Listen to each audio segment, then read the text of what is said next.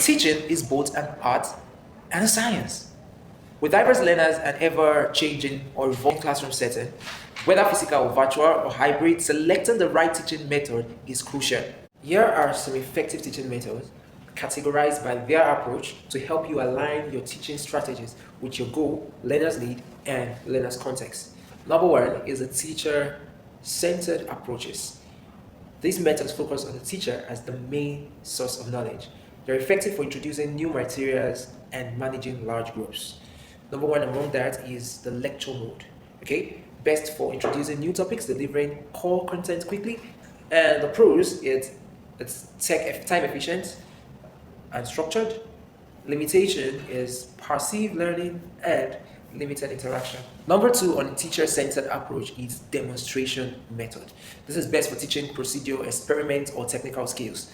The pros of this is the visual, practical, and engaging, but the limitation is limited scalability for large classes. So sometimes your demonstration might not be very effective when you have a large audience. The second set of approaches is the student-centered approaches. Now, this is my very best approach because it focuses on the learner's engagement, autonomy, and participation. Number one on this is inquiry-based learning. This is best for curiosity, for encouraging curiosity and independent thinking. So the pros of this is it builds research skills, promotes critical thinking, and one of the limitations to this is requires more time and resource. Second on this list is the problem-based learning. Now I said these are my very best because it's more centered on the children and helps them participate effectively. Problem-based learning is best for solving real-world problem collaboratively, and one of the pros here is it enhances creativity and teamwork, and the limitation is it may be challenging for learners needing more structure. Right. And finally, under the student-centered approach is the project-based learning. There's a long-term assignment integrating multiple skills. The pros here is it gives room for deep learning and real-world application, while one of its limitations is it's time-consuming and needs careful planning. Follow me for more. I'm going to tell you more as regard project-based learning, problem-based learning, and inquiry-based learning. These are my very best kind of teaching approaches, and I will be so glad to share more insight to how I use them in my own classes. Number three is the active learning approach. Active learning approaches, and number one on this list is the collaborative learning. So active learning approaches engages students directly with materials through hands-on experience. So collaborative approaches is peer learning. So you bring the children together to work together to achieve a specific goal during your lecture time. And social interaction. Now the pros is it builds communication and problem and team work skills. Communication and teamwork skills, which are essential for the workplace today. One of the limitations is it may require strong classroom management. You got to count in on this. It requires strong classroom management to be able to do this, especially when the number of students are quite large.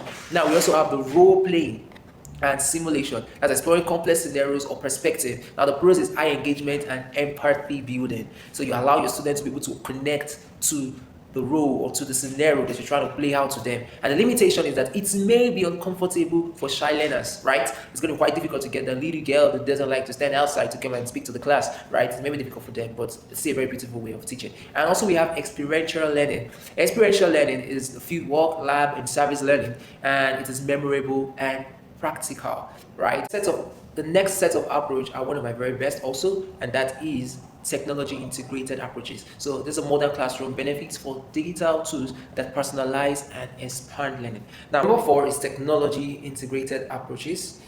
These are modern classroom benefits from digital tools that personalize and expand learning. And number one of that is flipped classroom. Flipped classroom is best for maximizing in-class application time. So what occurs here is the teacher beforehand give the students materials to go and learn at home and bring in what they've learned to apply in the class time. Now, what's the benefits of this? Students learn in their own pace outside the class. And the limitations is require access to technology at home, right? So if they don't have a device at home to work with, it could serve as a limitation for your students. And we also have a blended learning that requires combining online and face-to-face learning.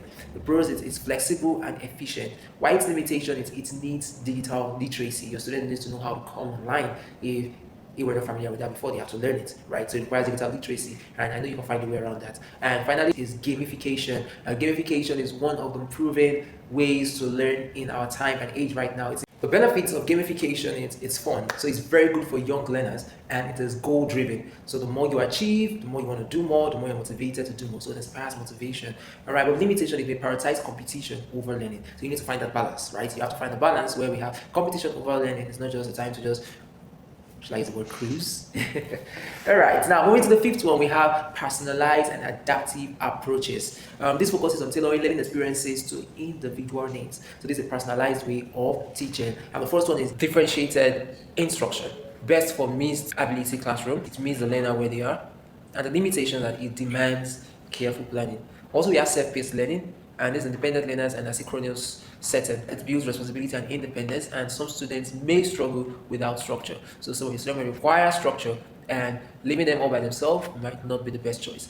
How do I choose the right method? So for key considerations on how to choose the right method for yourself, the first thing to consider is your learning objective. What's the goal?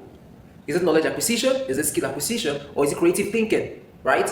The next thing is to understand your learner's profile. Are they students?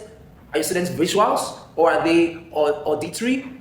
Or are they kinesthetics or social learners? You need to understand your students.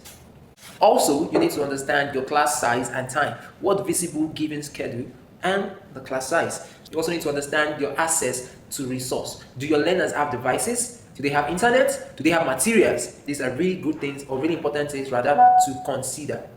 Finally, we need to consider our assessment style. How do you plan to assess their learning progress? So you need to say, will you evaluate their learning through tests, projects, or discussion? These are things to consider when choosing the right fit for your class. On a final note, no single method fits all scenario.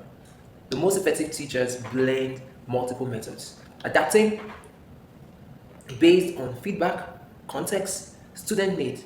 Whether you are aiming for high engagement, deeper understanding, or practical application, your teaching approach should reflect your vision for your learners. Great teaching is intentional, feasible, and learner focused.